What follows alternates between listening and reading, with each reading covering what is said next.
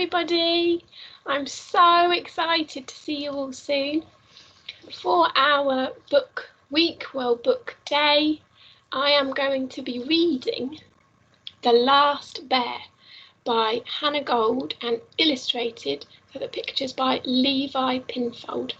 It's very exciting because Hannah Gold, the lady who wrote this, actually knows our very own Mrs. Breidenbach and Shadow. That's not the only reason I am very excited to read some of this book to you, but also because the message in here is a really, really important one. So on the front cover here, you can see there is a review from Michael Morpurgo, and all he says in one word is this story is unforgettable. So I'm going to read you a little bit of information on the back about a little glimpse into what the book will be, and then I will also read the very first chapter to you. There, on the horizon, silhouetted against the sun, something moved. It was in the blink of an eye, so rapid she almost missed it. Something big and loping and most unexpected. It couldn't be. April blinked again. Whatever it was had gone. But she could have sworn she'd just seen a polar bear. So I'll read the first chapter. Already, as I open it up, some beautiful illustrations. Chapter 1, The Letter. April Wood came face to face with the polar bear exactly 3 weeks after she had arrived on Bear Island. But before that, she had to get to Bear Island in the first place, and that journey began approximately 4 months earlier.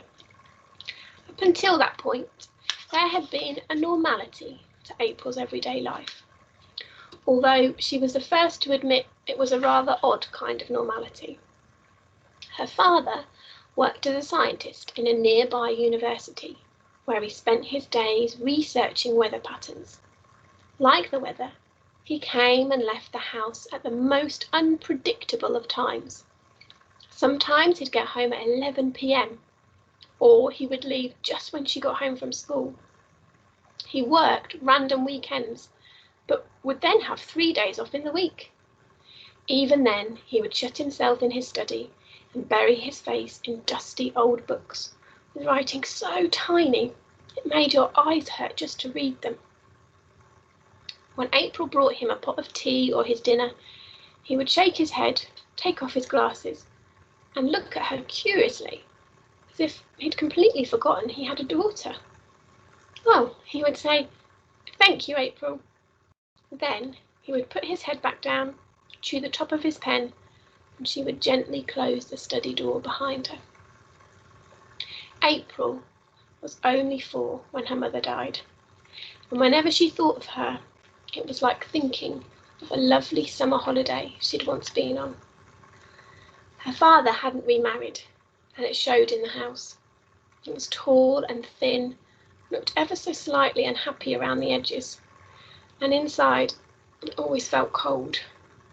There was a thin layer of dust coating everything, and a horrible feeling of something missing, a feeling that April never quite knew how to put into words. And so she spent most of her time in the back garden, where, in the wild, unkempt bramble bush, a family of urban foxes lived. She was fascinated by one in particular, who she called Braveheart, because he seemed bolder than the others, and because once he'd almost allowed her to feed him some strawberries from her hand. Time spent in the garden whizzed by and was only interrupted by school. April wasn't keen on school, or the girls at school weren't keen on her. She didn't know whether it was because she smelled a fox, or the fact she was the smallest girl in her class, or even that she cut her own hair with a pair of garden scissors. Either way, April didn't mind too much. What is it? She asked him. Sorry, children. I've gone too far. Because she preferred animals to humans anyway, they were just kinder. Then the letter arrived.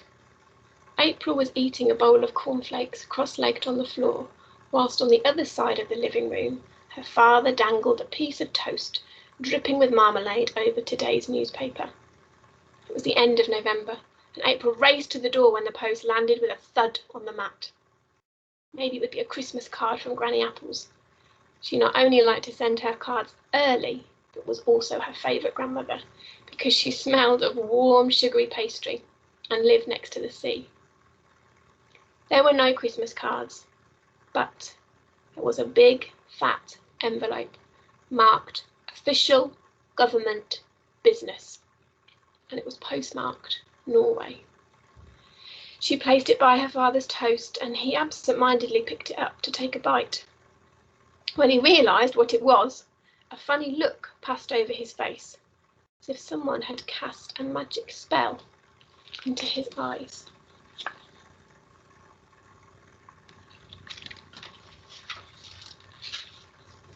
What is it? She asked him. We're going to the Arctic Circle, he said, reading the letter and blinking fast. I got the job.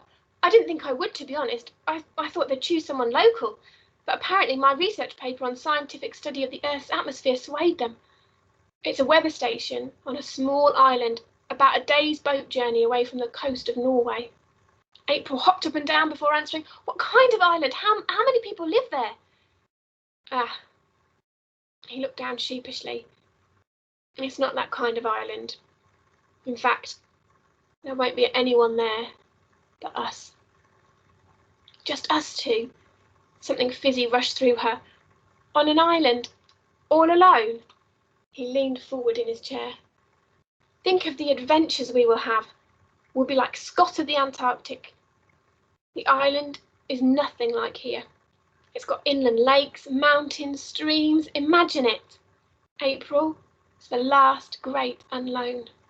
There'll be no cars, trains, planes, no roads even. It's pure, untouched wilderness. He didn't need to say anything more because her heart was already racing ahead. Not only would they be in the Arctic Circle, but they would also have all this time together. Just them. They'd be able to do so many things, like building snowmen, sledging down mountains, and, of course, my work there will be very important, Dad added, with his most serious face, and her insides crumpled a tiny bit. What will you be doing? The Norwegian government wants a more accurate representation of how global warming is affecting the Arctic region, so I'll be monitoring the data over a 6-month period. April knew a lot about melting ice caps, and, along with fox hunting, it was one of the things that made her feel both angry and useless at the same time. She took a second look at him. His eyes were bright, and there were 2 pink spots of colour in his cheeks. Feeling fizzed through her again. When do we go? Of course, not everyone was as excited. Granny Apples phoned at least 3 times a day to tell them how reckless they were being. What about the freezing cold temperatures, the waves as tall as skyscrapers, the killer walruses with sharp tusks she'd seen on those David Attenborough documentaries, or the dangers of an island where there's no hospital, local GP, or even anyone else who could help them should they get into danger?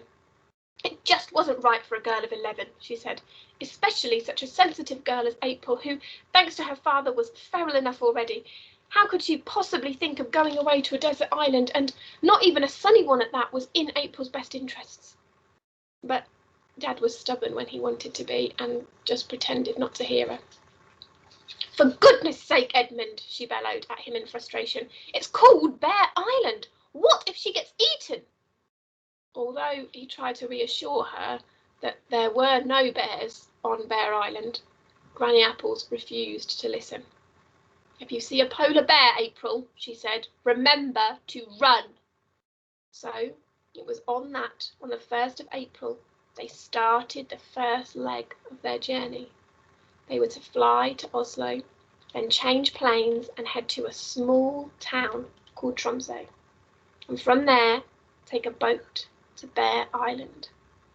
As the plane took off and turned its nose north, April pressed her face to the window and looked down at her disappearing home. This was it. They were heading to the Arctic Circle. That's the end of the first chapter there. From that first chapter, it seems like some very exciting adventures might happen from the clues on the front cover.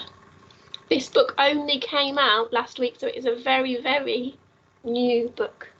Very excited to have been able to read it to you, and even more excited to see you all next week. Take care, everybody. See you soon.